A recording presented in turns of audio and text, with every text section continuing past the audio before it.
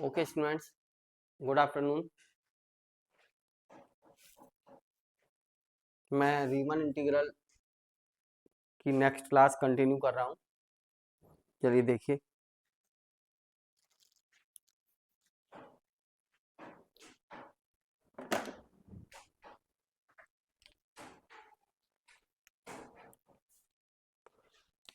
Theorem है एक और इम्पोर्टेंट है। थ्योरम से पहले कुछ बात बताई जा रही है आपको।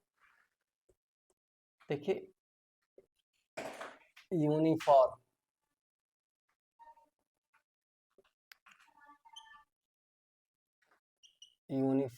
कंटिन्यूटी, इसका हम यूज करेंगे। डेफिनेशन याद कर लीजिए इसको, अभी है ना, कंटिन्यूटी वाले चैप्टर में डिफरेंशियल में इसको पढ़ाएंगे। ठीक, uniform continuity.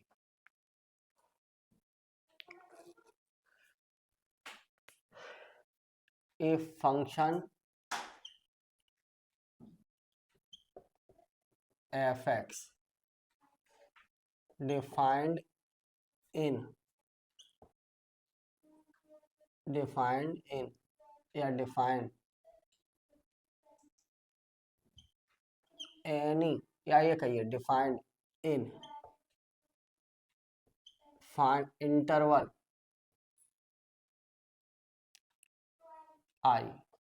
defined in interval I। तो I इसका क्या है? डोमेन है।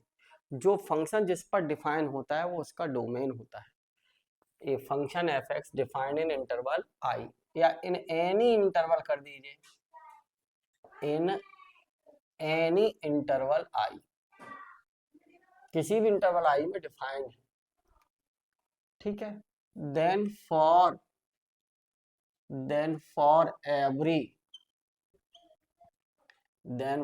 each या every epsilon greater than 0, then there exists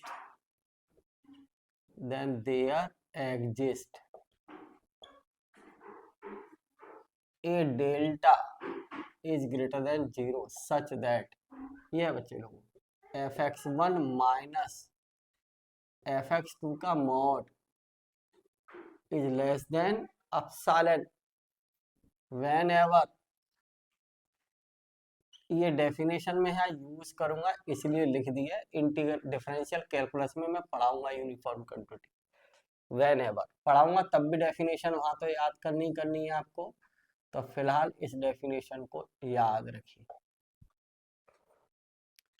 right. ठीक है, there exist a positive delta is greater than 0, bracket में एक वर्ड और लिख लेना, depending on epsilon such that, ये है डेफिनेशन। बेटा याद रहे, डिफरेंशियल कैलकुलस में पढ़ाएंगे तब भी डेफिनेशन आपको याद करनी होगी। फिलहाल इसको याद रखिए। एक नोट है, नोट क्या है जरा सुनिए, देखिए नोट। फर्स्ट नंबर 1 ये है, every uniform continuous function in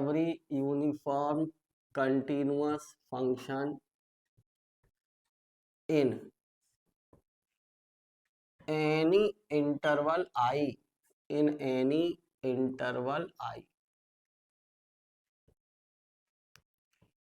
is continuous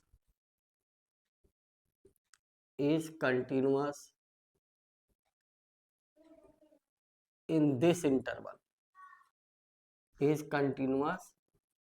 this interval I। Her uniform continuous function continuous होता है in this interval I। Her uniform continuous function continuous होता है, बट ये कोई जरूरी नहीं है कि कोई फंक्शन कंटिन्यूअस है तो वो यूनिफॉर्म होगा। डिफरेंशियल कैलकुलस में इसकी बात करेंगे, अभी केवल वो डेफिनेशंस लिख रहा हूँ जिनकी मुझे यहाँ नीड है। ओके, इनको याद रखिएगा प्लीज। देखो, ए फंक्शन या every function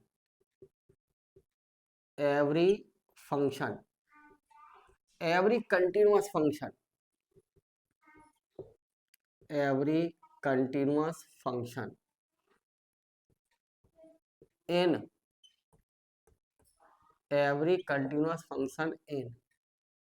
finite closed interval a comma b is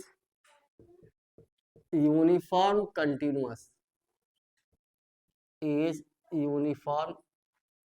finite close interval में जो कंटिन्यूटी है वो यूनिफॉर्म होगी, is uniform continuous in close interval A comma B. ठीक, ये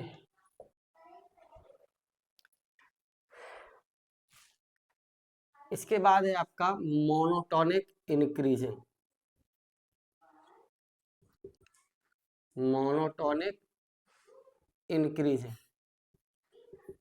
function.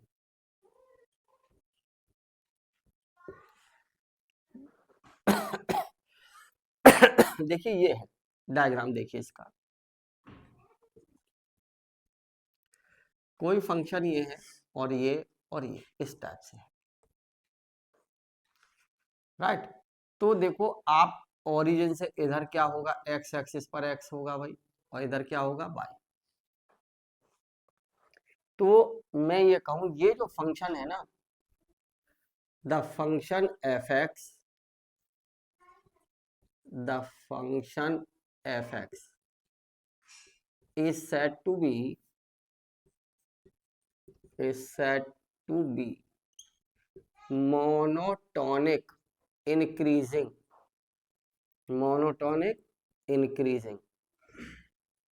function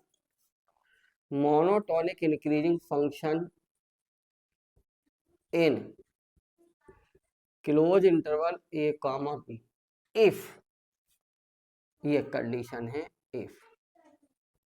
fx2 is greater than equal to fx1 as x1 is less than equal to x2। मान लीजिए ये कोई इंटरवल है, यहाँ a है और ये b है, ठीक। अब कोई पॉइंट यहाँ x1 है और यहाँ क्या है x2 है। देखना जरा गौर करना, अगर यहाँ x1 है और x2 है तो क्या कंडीशन आएगी, यहाँ पे x1 ओरिजिन से इधर डिस्टेंस कम होगी तो x1 छोटा हो जाएगा, लेकिन यहाँ फंक्शन की वैल्यू कैसी हो जाएगी, इक्वल। तो देखो ये आ गया इक्वल का सिंबल है। लेकिन अगर x1 यहाँ हो गया और x2 यहाँ हो गया तो x1 छोटा होगा x2 से, लेकिन फंक्शन की वैल्यू ये और यहाँ क्या आएगी fx2 बड़ी आएगी, राइट। Monotonic increasing. अगर कोई कहे कि स्ट्रिक्टली इंक्रीजिंग तो ये हो जाएगा स्ट्रिक्टली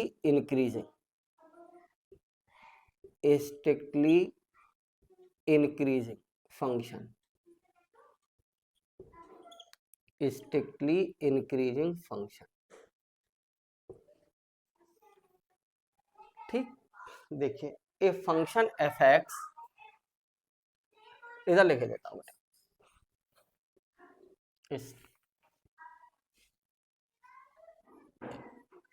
स्ट्रिक्टली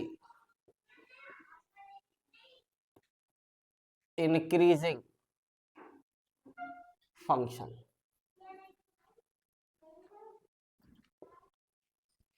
इसका ग्राफ ये है,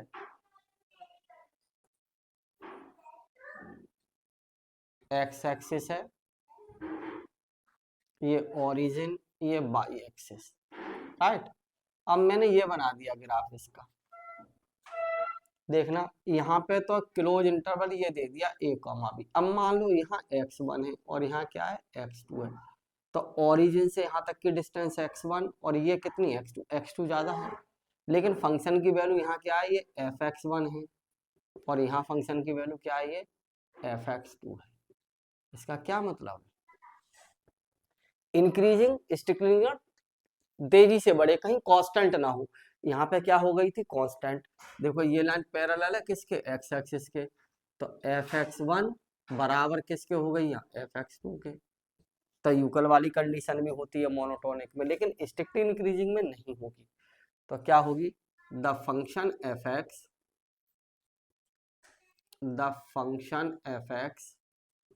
is said to be strictly increasing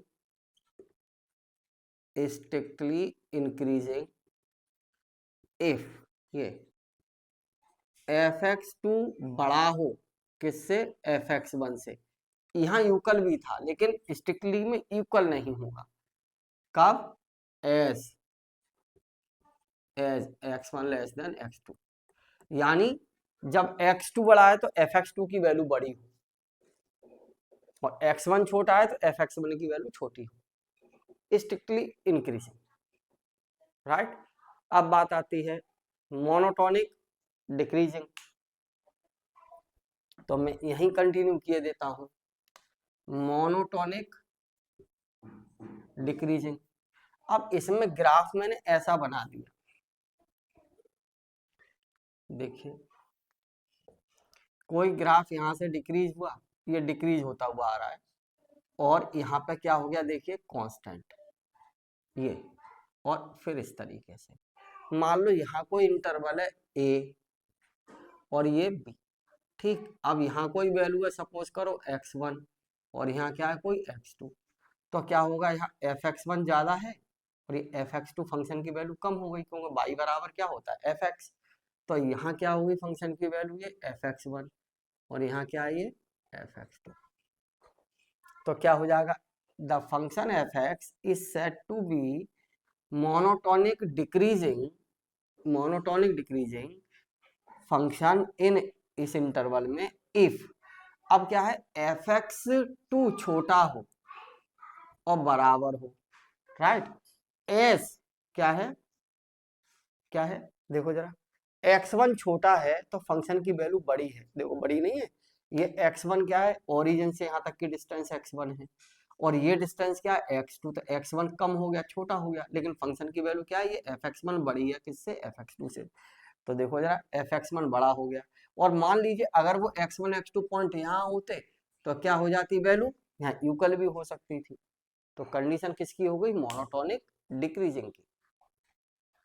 right. x1 x2 इसमें तो यही रिलेशन रहेगा,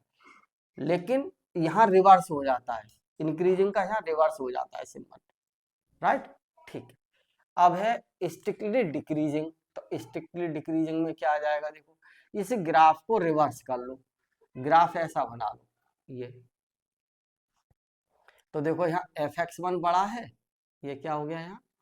fx1 और ये क्या हो गया यहाँ fx2, राइट। तो क्या मिलेगा देखना जरा यहाँ fx2,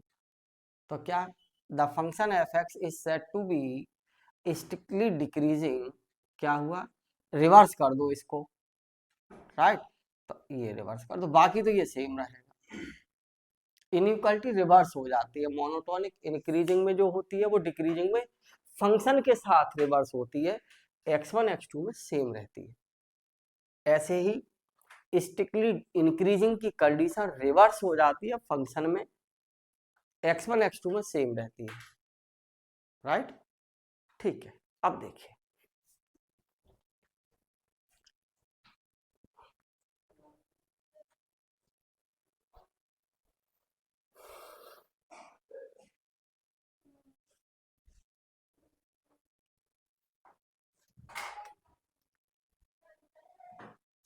क्या बेटा, इंपॉर्टेंट थ्योरम और मोस्ट इंपॉर्टेंट है पेपर के लिए, मोस्ट इंपॉर्टेंट है, रीमन की आने के पूरे पूरे चांस रहेंगे, राइट। देखिए मैं कोशिश करूंगा कल रीमन कंप्लीट हो जाए, जहां तक है हो जाएगा। देखिए एक कंटिन्यूअस फंक्शन n, एक कंटिन्यूअस फंक्शन, एक continuous function in close interval a comma b is R integrable, R integrable का मतलब रीमन इंटीग्रेबल, और ये ऐसे भी हो सकता है स्टेटमेंट, एक कंटिन्यूअस फंक्शन, ए कंटिन्यूअस फंक्शन, एक कंटिन्यूअस फंक्शन इन। बेटा यही चैप्टर है, थोड़ा टाइम ले रहा है इसमें, बाकी तो हर चैप्टर 2-3, 2 दिन 3 दिन, 2 दिन 3 दिन ऐसे होंगे, सब हो जाएंगे, डोंट वरी, आप बस तैयारी करते रहिए, है ना। Is then F is Riemann integrable, तब कैसा होगा एफ रीमन इंटीग्रेबल, ये प्रूफ करना है। कल एक थ्योरम प्रूफ कराई थी कि किसी भी फंक्शन को रीमन इंटीग्रेबल अगर कहना है तो वो बेटा ये कंडीशन सेटिस्फाई करे, you P comma F minus L P comma F less than epsilon, that is the sufficient condition, ये हो जानी चाहिए वेरीफाई, ये निकालना। तो देखिए प्रूफ क्या है, गिवन दैट, और सिंस का मतलब एक ही है, चाहे गिवन दैट कहिए चाहे सिंस कहिए, ठीक। तो मैंने कहा सिंस दे रखा है ना मुझे, F x is continuous, F x is continuous in close interval A comma B, F x जो है वो close interval A comma B में कंटिन्यूअस है, तो इम्प्लाइज दैट, अगर क्लोज इंटरवल में कंटिन्यूअस है तो imply that F x is uniform continuous, uniform continuous in, अभी अभी डेफिनेशन लिखी थी बेटा, अब मैं उसका यूज करता हूं, अगर ये यूनिफॉर्म कंटिन्यूअस है तो क्या, देखिए तो ये तो imply that for each, for each या for every, for each epsilon greater than 0, then there exist, उल्टी का मतलब होता है बेटा there exist, then there exist a delta is greater than 0, real number है ये, ठीक है, एप्सिलॉन डेल्टा दोनों रियल नंबर होते हैं, delta is greater than 0 such that, किस टाइप से, हाँ, delta is greater than 0 depending on, definition में लिखा था मैंने, depending on epsilon, such that किस टाइप से, एफ एक्स डैश, वो पॉइंट है, मैंने ये लिख दिया है डबल डैश करके, लेस देन,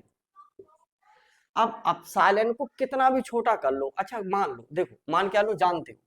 अगर कोई क्लोज इंटरवल है ए कॉमा बी, इसमें पता है क्या होता है, इसमें ये होता है कि ए इज लेस देन बी होता है, इधर से चलते हैं हम,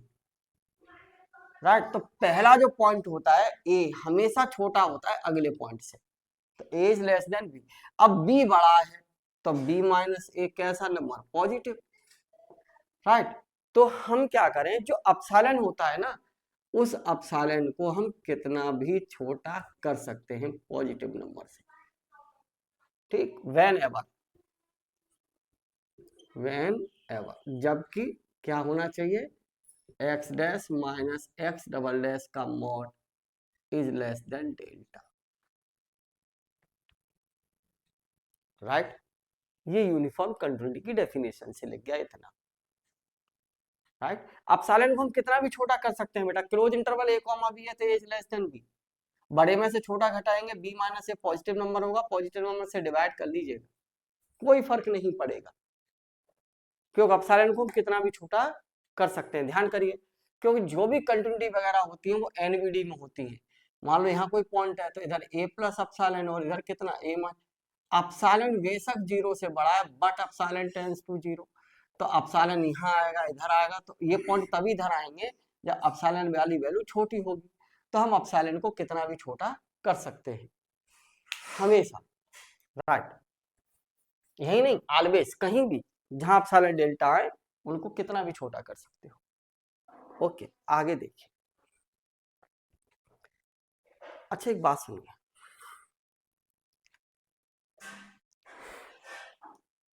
consider a partition now,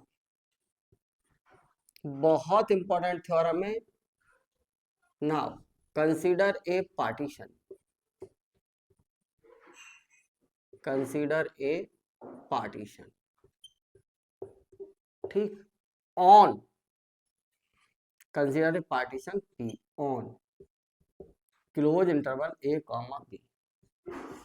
such that, इस टाइप से कि P इक्वल टू, मैंने कह दिया A equal to x0 x1 x2 dot dot xr minus 1 comma xr dot dot. अब तो बेटा ये समझ में आने लगा होगा, कई दिन हुए इसको। xn इक्वल टू, मुस्कान बेटी राइट द कमेंट, क्या रीमन आपको अच्छे से समझ में आता चल रहा है प्लीज, है ना बेटा, एकदम क्लियर बताइएगा, क्या रीमन आपको बहुत अच्छे से समझ में आता चल रहा है?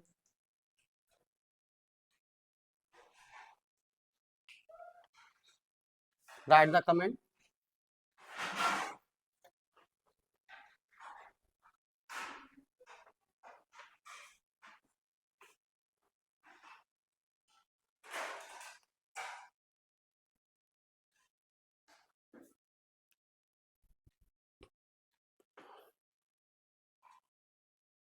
ओके बेटी, थैंक यू। देखिए बेटा, ये अब एक बात जरा गौर करिए, I R R th interval जो है वो क्या है, X R minus 1 comma X R, जिसमें आर इक्वल टू क्या था 1 2 3 डॉट डॉट एन, सब जानते हो, कई बार लिखा गया है, राइट। अब मैंने क्या किया यहां से, लेट, दो पॉइंट मान लिए, let C R comma D R are two points belongs to, किसमें, आई आर, इस आई आर में दो पॉइंट हैं, सच दैट, इस टाइप से हैं, सुनना जरा, सच दैट, सच दैट, अच्छा चलिए सच सुनिए, now small M R infimum of F in I R and capital M R supremum of F in I R. अगर मुस्कान बेटी, अगर आप एकदम ये चीज समझ में आ रही हो और आप तैयार कर रही हो, तो आप ये समझिए आप बहुत अच्छा वर्क कर रही हो, इन फ्यूचर इसका आपको बहुत एडवांटेज मिलेगा, बहुत मिलेगा। देखिए मैंने इन्फीमम सुप्रीमम बताए थे, आई आर में मान लिए, लेट, मैंने यहां से मान लिया कि let 2 points C R comma D R belongs to I R, such that इस टाइप से कि स्मॉल एम आर मैंने एफ ऑफ सी आर मान लिया, एंड स्मॉल एम आर है बेटा ये, and capital M R F of D R को मान लिया, राइट। मैंने इसको इक्वेशन फर्स्ट कह दिया, ये जो है ये यूनिफॉर्म कंटिन्यूटी की डेफिनेशन से जो आया, इसको इक्वेशन फर्स्ट नाम दे दिया। अब जरा देखना बेटी, एक बार गौर करिए, x1 और x डबल डैश किसके पॉइंट है, लिख देना है, where x dash comma x double dash belongs to close interval A comma. अच्छा ये आई आर जो इंटरवल है, देखो यही तो है, तो ये पॉइंट किसमें, close interval A comma B भी तो है, और इसके अंदर भी दो पॉइंट है, कौन कौन से, सी आर और डी आर। तो सी आर और डी आर अगर आई आर में है, तो आई आर किसका सब इंटरवल है, इस पार्टीशन पी का, यानी close interval A comma B का सब इंटरवल है। इट मींस जो पॉइंट सी आर और डी आर आई आर में है, वो क्लोज इंटरवल में भी है, और जब क्लोज इंटरवल में भी है तो क्या कंडीशन हो जाएगी, जरा बताइए तो सही यहां से। अब तो फ्रॉम इक्वेशन फर्स्ट, देखिए जरा, तो फ्रॉम इक्वेशन फर्स्ट क्या लिख सकते हो बेटा यहाँ से, F of C R, F of C R minus F of D R का mod is less than epsilon upon B minus A whenever, कब, whenever condition is that, यहाँ रख दो इन वैल्यूज को, तो C R minus D R का mod is less than delta, right, यहाँ रख दिया हमने एक्स डैश, क्योंकि x dash x double dash किसके, अच्छा ये x1 x2 क्यों नहीं लिखे मैंने यहाँ, क्योंकि पार्टीशन में मैं x1 x2 लिखता हूँ, इसलिए मैंने एक्स डैश और एक्स डबल डैश पॉइंट लिख लिया है, ये कोई समस्या नहीं है, ठीक है। देखिए जाए, अब एक बात जरा गौर करो, एफ सी आर की वैल्यू क्या है बताओ, mod small M R minus capital M R, ये मानिए F C R small M R infimum, और ये less than epsilon upon B minus है। अब सुप्रीमम का मतलब क्या, कैपिटल एम आर सुप्रीमम है, इसका मतलब है ये सबसे बड़ी वैल्यू है, और mod M R minus small M R ये लिख दिया मैंने, क्योंकि आप जानते हो अल्फा माइनस बीटा का मॉड बराबर beta minus alpha for all alpha and beta, तो इसको मैं क्या लिख सकता हूँ, एप्सिलॉन अपॉन बी माइनस है।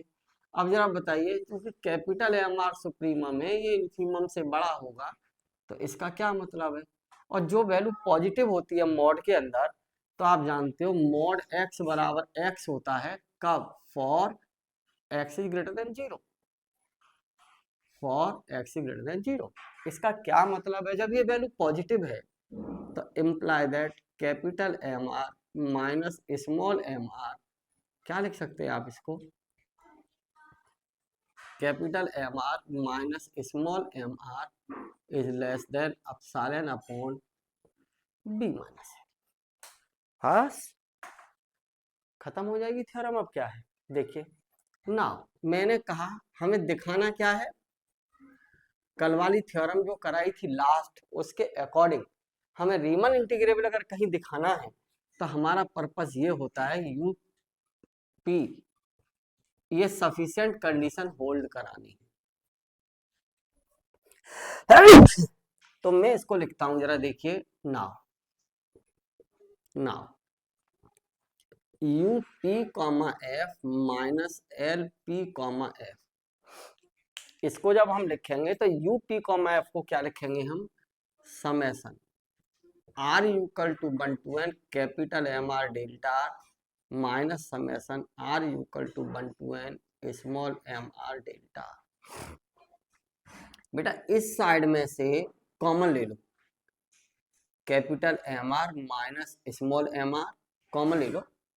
क्या डेल्टा कॉमन है, डेल्टा, राइट, डेल्टा, और ये क्या समेशन आर इक्वल टू 1, इसकी वैल्यू लगा देना बेटा, किससे, इक्वेशन सेकंड, यहाँ यूज कर लीजिए इक्वेशन सेकंड, तो कितना आ जाएगा बताओ, you P comma F minus L P comma F is less then, ये जो इक्वल है ना इसकी वैल्यू ये रख दी बड़ी वाली, तो epsilon upon B minus A बाहर, और क्या बचेगा केवल summation R equal to 1 to n delta R, equation third डाल दीजिए,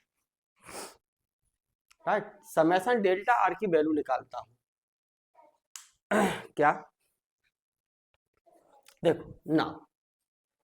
यही निकाल दूंगा एक लाइन में, ठीक, समझ लीजिएगा ना, summation delta R summation x R minus one, ठीक, R equal to 1 to n, R equal to 1 to n, जानते हो आई आर इंटरवल की length x R minus 1 delta R होती है। अब इसको ओपन कर लो तो कितना आएगा, x1 minus x not, x2 minus x1 plus x3 minus x2, ऐसे ही आता जाएगा बेटा, प्लस xn माइनस वन, कुछ दिख गया होगा इस इंटरवल का, इसके फर्स्ट से इसका लास्ट,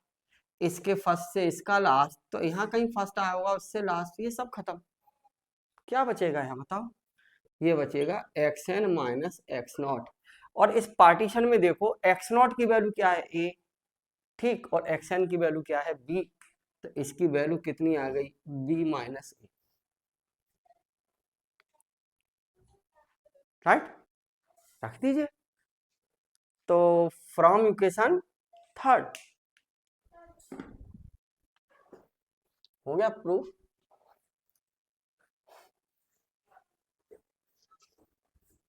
चलिए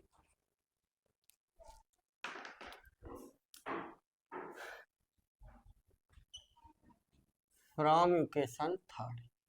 क्या, U P comma F minus L P comma F less than upon B minus A into, इसकी वैल्यू रख दी सब ऐसा, डेल्टा आर की ये है बी माइनस ए, कितना आ गया बी माइनस, ये से कैंसिल हो गया, तो you P comma F minus L P comma F is less than epsilon, hence imply that sufficient condition satisfy f is Riemann integrable, तो every continuous function is Riemann integrable, लेकिन but converse is not true, theorem यही खत्म। हर continuous function कैसा होता है रीमन integrable, ठीक। अब एक काउंटर एग्जांपल देता हूं,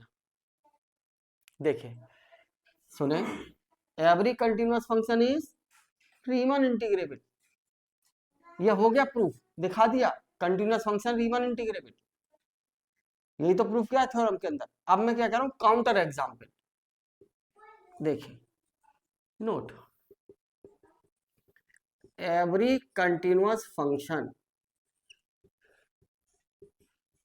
every continuous function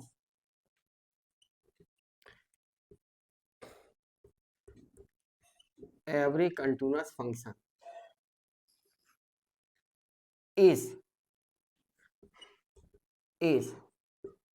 Riemann integrable, ठीक, हमेशा होता है, but converse is not true, converse is not true, right. अब मैं कुछ एक बात बता रहा हूं बेटा, उसको सुनिए, ग्रेटेस्ट इंटीजर फंक्शन, उससे मैं जस्टिफाई करूंगा, राइट। मैंने कहा यहां बता रहा हूं ग्रेटेस्ट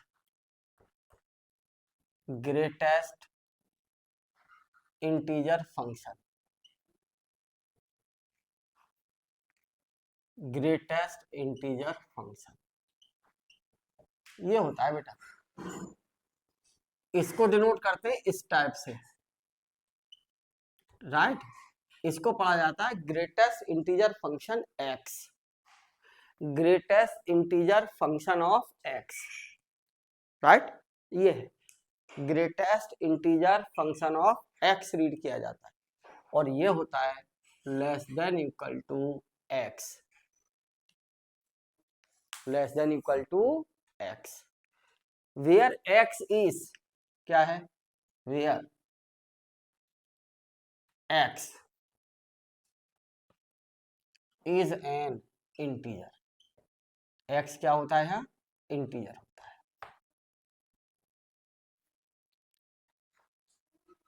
राइट। देखो जरा कैसे, अब मान लीजिए इक्वल आ रहा है ना, ये इक्वल है ना, तो इंटीजर के लिए तो एक्स होता है, इक्वल वाली बात होती है तो 1 हो जाएगा, इक्वल किसके लिए, तो अगर 2 है तो 2 रहेगा, 3 है तो 3 रहेगा, राइट, अगर 0 है तो 0 रहेगा, इंटीजर के लिए इंटीजर ही रहेगा, राइट, यहाँ लिख दिया, चलिए 0 है तो 0 ही रहेगा, इंटीजर का इंटीजर, इक्वल वाली बात आ गई। अगर यहाँ x है इंटीजर है तो यहाँ x के ही इक्वल आ जाएगा, और कहीं मान लीजिए -1 है तो -1 रहेगा, -2 है -2 रहेगा, -3 है -3 रहेगा। लेकिन अगर ऐसा है क्या, अगर यहाँ हो 0.1 है, 0.1 है, राइट। अब ये वैल्यू 0.1 किससे छोटी हुई होगी, 1 से, तो यहाँ आएगा लेस देन 1, राइट। अगर मान लीजिए यहाँ 0.2 है तो भी लेस देन 1, और अगर 0.5 है तो भी लेस देन 1, और 0.9 है तो भी लेस देन 1, राइट। और अगर मान लीजिए 1.2 है, क्या कहे यहाँ पे देखना, इक्वल हट जाएगा ग्रेटर, तो x की वैल्यू इंटीजर किससे ग्रेटर होगी, 0.1 से बड़ा इंटीजर क्या होगा, 1 होगा। 0.2 से बड़ा इंटीजर क्या होगा, 1 होगा, है ना। अब इक्वल वाली कंडीशन तो केवल इंटीजर के लिए थी, राइट। अगर फ्रैक्शनल पार्ट है तो फिर इक्वल वाला सिंबल ला के यहाँ ये आएगा, है ना। अब मान लो x की जगह मैंने क्या रख दिया, 0.1, और x इज एन इंटीजर, तो 0.1 से बड़ा इंटीजर क्या होगा, यहाँ बड़ा सिंबल है ना, 1 ही तो होगा, राइट। अब जरा देखना, इसकी वैल्यू इससे बड़ा इंटीजर कितना होगा, 2, 1.2 से बड़ा इंटीजर 2, और 1.8 से भी बड़ा इंटीजर 2, राइट। और किसी ने लिख दिया मान लीजिए यहाँ पे 2.1, तो इससे बड़ा इंटीजर 3, और 2.3, तो इससे भी बड़ा इंटीजर 3, ऐसे ही लिखते जाएंगे, डॉट बट सब जानते हैं। अब मान लो किसी ने कहा माइनस के 0.1 है, तो इससे बड़ा इंटीजर क्या, 0, 0,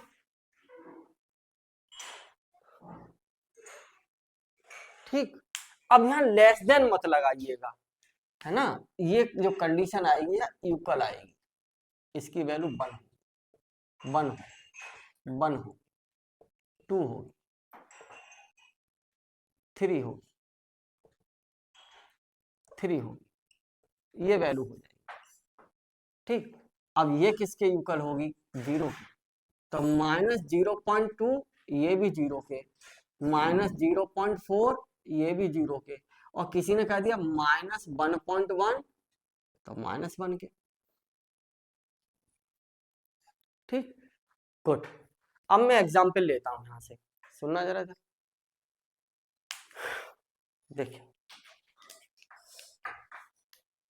देखो मैंने ये कहा लेट f(x), और ये फंक्शन डिसकंटिन्यूअस होता है बेटा, दिखाता हूं, देखो अभी f(x) बराबर ये फंक्शन है, for all x belongs to close interval 0,4। Muskan बेटी समझिए, अब मैंने ये कहा कि जो f(x) है ना, ग्रेटेस्ट इंटीजर फंक्शन x, इस इंटरवल के पार्ट करो, 0 से 1 तक जाओ, तो मैंने क्या कहा, इफ मान लो x की वैल्यू 0, 1, 2, 3, 4 इस तरीके से पार्ट कर ली, तो पहले मैं 0 से 1 तक जाता हूं, मैंने ये लिख दिया x is greater than equal to 0 less than 1, right. इसकी वैल्यू कितनी,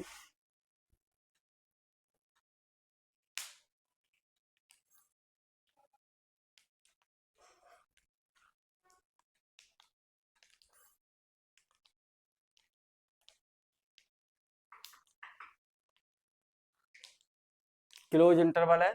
अगर x की वैल्यू 0 है तो 0 आ जाएगी, चलो ऐसे लिख लो, x equal to 0 less than equal to 1,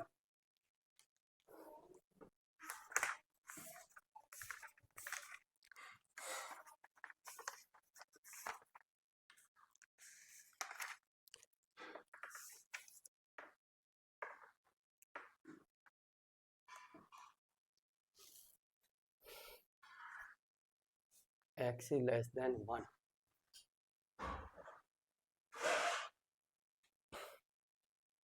अच्छा ओके, 0.1 है, x is less than equal to 1, बेटा 1 मिनट रुकना जरा, जस्ट ए मिनट।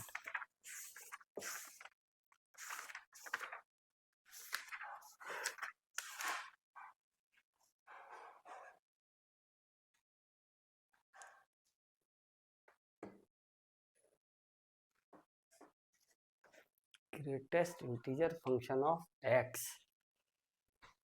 अच्छा जी, तो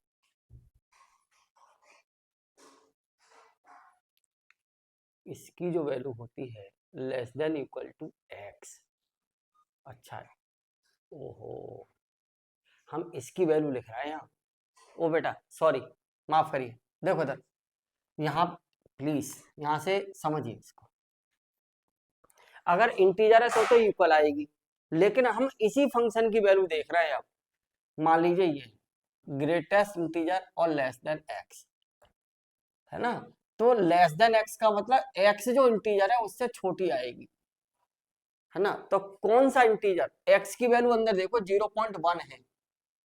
राइट, और इसकी वैल्यू उस इंटीजर से छोटी आएगी, is an integer, x is an integer. तो इस फंक्शन की वैल्यू देख रहा हूं मैं, तो यहाँ 0 आएगी, ये 0 आएगी, गलत रीड कर लिया, ये 0 आएगी, ये 0 आएगी, और 1.1 की वैल्यू 1 आएगी,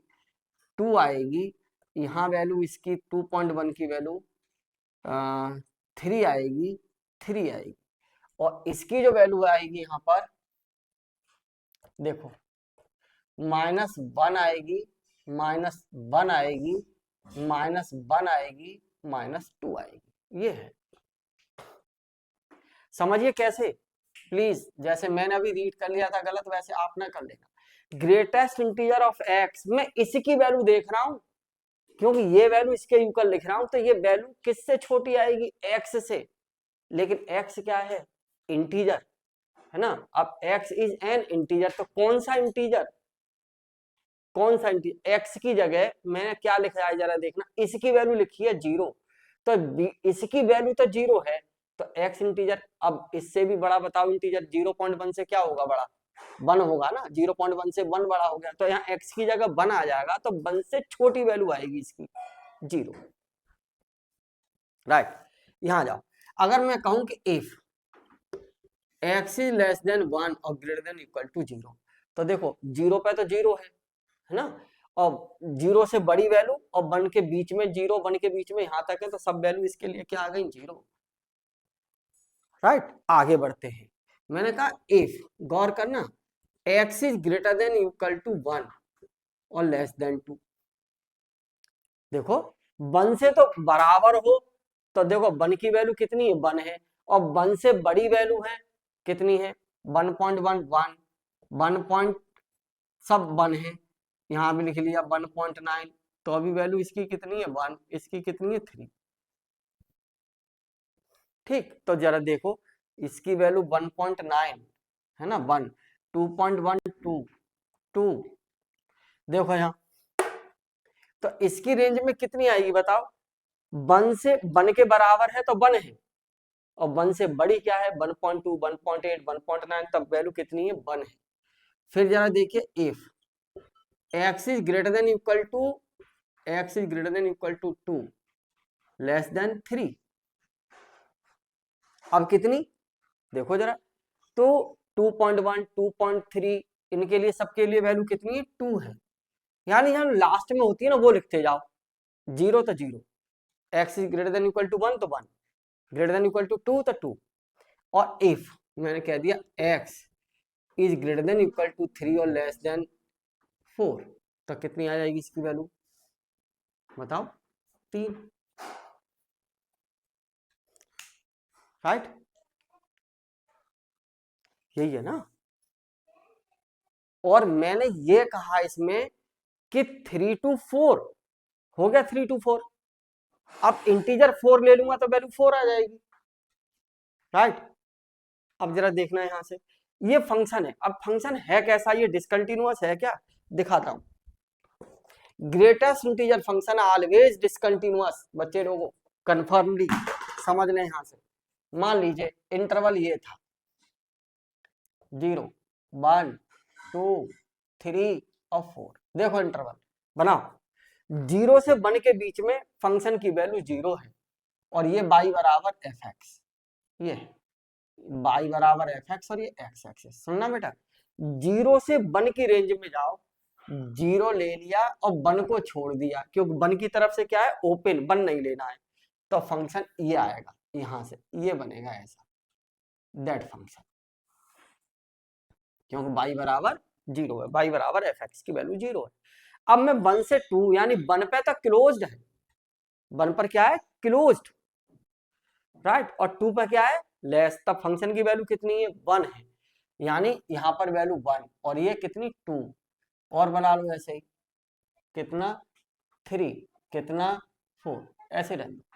अब फंक्शन की वैल्यू कितनी है, देखो 1 है, कहां तक 1 है, 1 से लेकर 2 तक, तो ये अब 1 काउंट हो गया और 2 छूट गया, तो अब ऐसा बनेगा, यहां 2 छूट गया, राइट। जैसे ही हम 2 पे आएंगे तो वो वैल्यू 2 हो जाएगी इक्वल पर, तो फिर मैं जब इससे आगे चलूंगा तो क्या बनेगा,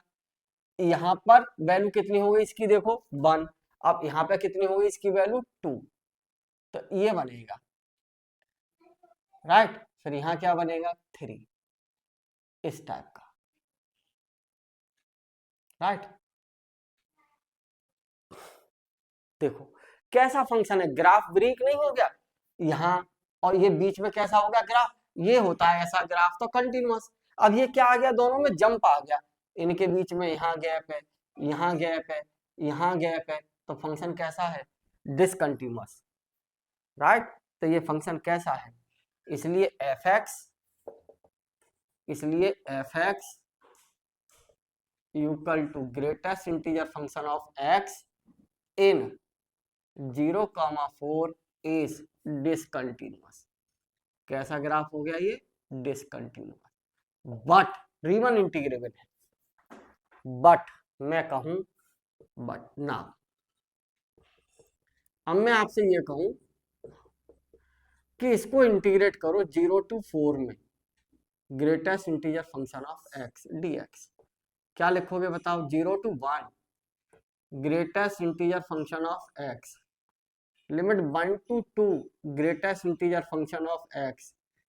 2 to 3 greatest integer function of x, 3 to 4 greatest integer function of x dx, right. अब जरा देखना, 0 से 1, 0 और 1 क्या है, लिमिट है, ये क्या है, ये लिमिट है, राइट। तो लिमिट का मतलब क्या है कि वो वैल्यू ना तो 0 होगी ना 1 होगी, राइट, ना 0 होगी ना 1 होगी, तो x is greater than 0 less than 1 पर फंक्शन की वैल्यू कितनी है, 0, तो इसमें कितना आ गया, 0 to 1 में 0 dx, प्लस 1 से 2 में लिमिट कितनी, इस फंक्शन की वैल्यू कितनी है, 1 है, 1 आ गई, प्लस अगला बताओ 2 से 3 में फंक्शन की वैल्यू कितनी है, 2 से 3 में 2 है, 2 आ गई, प्लस 3 to 4 लिमिट में कितनी है, 3 है, राइट। तो ये कितना हो जाएगा बताओ, अब ये तो 0 हो गया, प्लस यहाँ इंटीग्रेशन होगा x, लिमिट 0 1 to 2, प्लस कितना 2x, limit 2 to 3, plus 3x, limit 3 to 4, कितना आ जाएगा बताओ, 2 - 1, 2 into 3 - 2, प्लस 3 into 4 - 1, 4 - 3, तो कितना बचेगा, 1 + 2 + 3, रिजल्ट कितना आ गया, 6, राइट। फंक्शन कैसा है, 0 to 4 dx, इसलिए F x equal to greatest integer function of x is Riemann integrable, यानी रीमन इंटीग्रेबल तो है लेकिन फंक्शन कंटिन्यूअस नहीं है, कह दिया ना डिसकंटिन्यूअस। इसका मतलब क्या था, थ्योरम क्या थी, every continuous function is Riemann integrable, लेकिन अगर कोई फंक्शन रीमन इंटीग्रेबल है तो ये कोई जरूरी नहीं है वो कंटिन्यूअस होगा, कंटिन्यूअस हो भी सकता है और नहीं भी, ये उस बात का एग्जाम्पल है, ओके।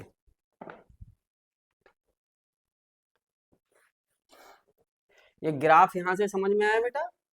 x इक्वल टू 0 है तो फंक्शन की वैल्यू 0 है, x इक्वल टू 1 है तो फंक्शन की वैल्यू 1 है, फंक्शन की वैल्यू देखो ये 1 हो गई, यहाँ पर ये 1 है फंक्शन की, तो यहाँ से स्टार्ट होगा, लेकिन x 2 से छोटा है यहाँ, जब तक 1 है फंक्शन की वैल्यू तो x की वैल्यू 2 से छोटी है, तो 2 पर यहाँ पे कैसा सर्किल डार्क नहीं है, छूट गई है ना, क्योंकि वैल्यू अब और जैसे ही x बराबर 2 हुआ तो फंक्शन की वैल्यू कितनी हो गई 2। जैसे ही x इक्वल टू यहाँ 2 हुआ तो फंक्शन की वैल्यू 2। तो देखो जैसे ही फंक्शन की वैल्यू यहाँ 2 है तो यहाँ पे डार्क है जैसे ही x इक्वल टू 2 हुआ। ओके, ध्यान रखिएगा इसका। चलिए आगे देखिए।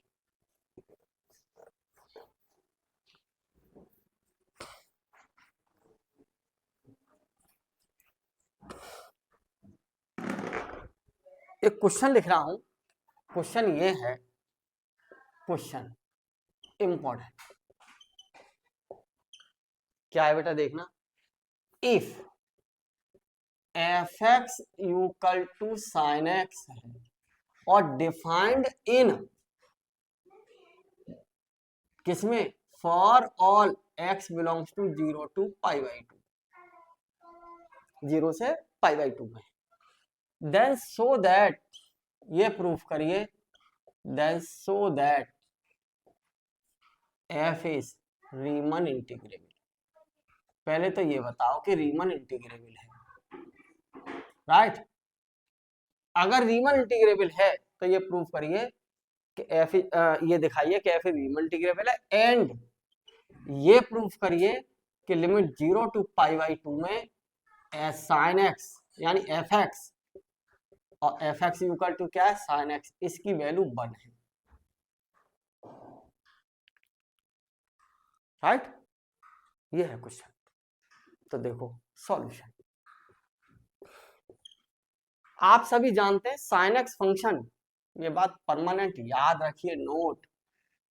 F such that R to R if और एस एफ एक्स बराबर कितना, sine X for all x belongs to R, sine में कहीं नहीं ब्रेक होती, ऐसी चलती रहती है, that sine wave is continuous, ये कैसा है, कंटिन्यूअस है। तो जरा देखिए, क्योंकि F x equal to sine x is continuous in R, is continuous in R, R means real line, पूरी की पूरी इस रियल लाइन पर कंटिन्यूअस है। तो यार ये बताओ इस इंटरवल की क्या मजाल है कि इस पर ना हो, तो इसलिए F x equal to sine x is continuous in, is continuous in, किसमें कंटिन्यूअस है, 0 पाई बाई 2। हर इंटरवल सबसेट होता है रियल लाइन का, जो फंक्शन आर में कंटिन्यूअस है रियल लाइन में, तो उसकी क्या मजाल है कि वो सब इंटरवल में ना हो, इसमें भी है। और जब फंक्शन, अभी थ्योरम कराई थी, अगर कोई फंक्शन कंटिन्यूअस है किसी क्लोज इंटरवल में तो वो उस क्लोज इंटरवल में रीमन इंटीग्रेबल होगा। तो इसलिए एफ एक्स इज, हम जानते हैं, वी नो दैट क्या, अभी अभी थ्योरम कराइए, we know that every continuous function, we know that every continuous function in, every continuous function in close interval a comma b is Riemann integrable, R integrable, अभी अभी तो proof कराइए just. तो उसी थ्योरम के according क्या हुआ, तो इसलिए f is Riemann integrable in close interval 0 pi by 2। ये तो खत्म, अब ये बात तो खत्म हो गई। अब ये वैल्यू दिखानी है कि ये वैल्यू क्या है। तो देखिए, नाउ कंसीडर, ये कुछ हम हटके बता रहे हैं किताबों से आपकी से। Now consider a partition, easy way बता रहे हैं। Now consider a partition P on 0 pi by 2। वो पार्टीशन क्या लिख दिया, P बराबर 0 equal to x0 x1 x2 dot dot xr minus 1 xr xn equal to pi by 2। right? Now divide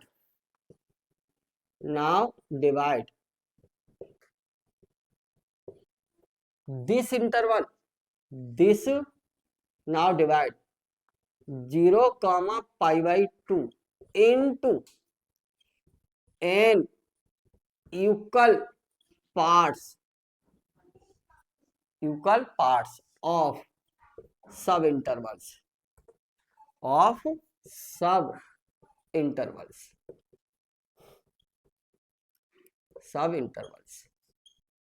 तो क्या h बराबर pi by 2 minus 0 upon n, pi upon 2n, और xr बराबर क्या हो जाएगा बताओ, आई आर बराबर X R minus 1 comma X R. ये भी छोड़ो यार, हम जानते हैं क्योंकि एक्स आर बराबर X not plus are H, right, और एक्स आर माइनस 1, अच्छा वैल्यू लिख लो यहाँ पहले, तो एक्स आर बराबर एक्स नॉट की जगह क्या है यहाँ 0 प्लस आर एच की जगह क्या है बताओ, पाई अपॉन 2n, कितना आ गया पाई अपॉन 2n, तो एक्स आर बराबर कितना आर पाई अपॉन 2n, तो एक्स आर माइनस 1 कितना R minus 1 pi upon 2n, right, और डेल्टा आर क्या बताया था एक्स आर माइनस 1, तो कितना R pi upon 2n minus R minus 1 pi upon 2n, solve कर लो, पाई अपॉन 2n हो गया सॉल्व यार, इसका अंदर मल्टीपल कर दो, माइनस अंदर ले जाओ, are pi upon 2n cancel होगी, बचेगा डेल्टा आर, और डेल्टा आर बराबर भी कल ही भी बताया था एच के होता है साहब, राइट, परसों बताया, ठीक है। अब जरा देखिए हमने एक डेफिनेशन बताई थी, बी है क्या था, integral A to B F x D X, क्या थी definition, limit n tends to infinity, अच्छा ये इसके है बराबर है ना, और यही किसके बराबर है डेल्टा आर के, यही बराबर किसके हो गया डेल्टा आर के, तो इसका मतलब क्या है, इसलिए norm p tends to 0 S n tends to infinity, norm p ध्यान आ गया होगा, क्या था नॉर्म p बराबर मैक्सिमम ऑफ डेल्टा आर, पहले दिन ही लिखा है, और डेल्टा आर 0 हो जाएगा कब, डेल्टा आर 0 कब हो जाएगा, यहाँ पे देखो ये डेल्टा आर बराबर इतना है, n की जगह इन्फिनिटी रखिए तो डेल्टा आर 0, तो norm p tends to 0, okay, यहाँ जाओ, क्या था ये समेशन क्या था f a plus are H into H, नहीं बताया मैंने, और r equal to 1 to n, right, मैं क्या लिखूं यहां से बताओ, 0 टू पाई बाई 2, बताओ एफ एक्स डी एक्स, अब यहां बताओ limit n tends to infinity, answer आ रहा है बच्चों, r equal to 1 to n f a plus are h बराबर किसके, हम यहाँ ये किसका काम करेगा, a की जगह 0 r, h की जगह कितना पाई अपॉन 2n इंटू एच की जगह पाई अपॉन 2n, राइट, कितना limit n tends to infinity summation r equal to 1 to n, ये कितना f r pi upon 2n into pi upon 2n, right, क्या बताया था जरा बताओ तो सही, 1 अपॉन n की जगह देखो पाई अपॉन 2 तो कर लो बाहर, 1 अपॉन n की जगह dx, r अपॉन n की जगह x, तो पाई अपॉन 2x, यही तो हो गया, और यहाँ चाहे कुछ भी हो 0, ऊपर n का कोफिशिएंट 1, राइट, बस हो गया खत्म, देखो बस इंटीग्रेशन कर दो, कितना limit 0 to pi by 2 F x D X. हाँ बेटा, यहाँ पाई बाई 2, ये पाई बाई 2, लिमिट 0 टू 1। अब एफ एक्स बराबर क्या था, साइन एक्स, है ना, क्योंकि एफ एक्स बराबर क्या है, साइन एक्स। यहाँ लिख लो, क्योंकि F x equal to sine X. यहाँ रखो, उठा के रखो, एक्स की जगह क्या है, पाई बाई 2 अपॉन एक्स, तो कितना आ जाएगा यहाँ, sine pi by 2 X D X. Integration करो, पाई बाई 2, साइन का integration cos pi upon 2 X, और डिफरेंशिएशन से डिवाइड, लिमिट 0 टू 1, ये से कैंसिल, कितना आ गया, cos pi upon 2 X, limit 0 to 1। Sine का इंटीग्रेशन माइनस आता है, माइनस बाहर, कितना माइनस, कितना आ जाएगा, upper limit cos pi by 2 minus cos 0, और कॉज 0 की वैल्यू, कॉज 90 की वैल्यू 0 माइनस 1, आंसर आ गया 1। ठीक, होता गया proof. Limit 0 to pi by 2 F x D X, इसकी वैल्यू कितनी है, 1। व्हेन एफ एक्स बराबर sine X, when F x equal to sine X. Question खत्म।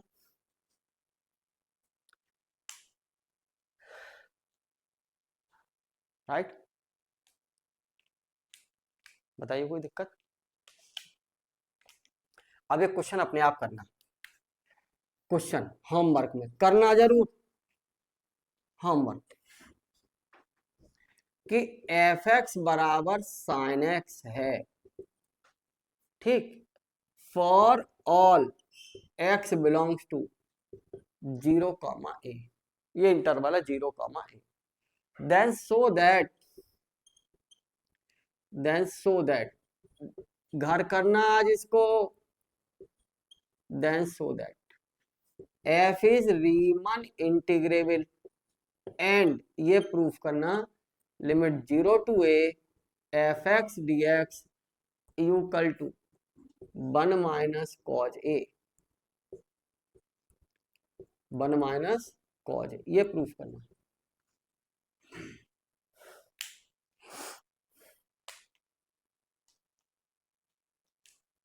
ओके, करिएगा घर इसको।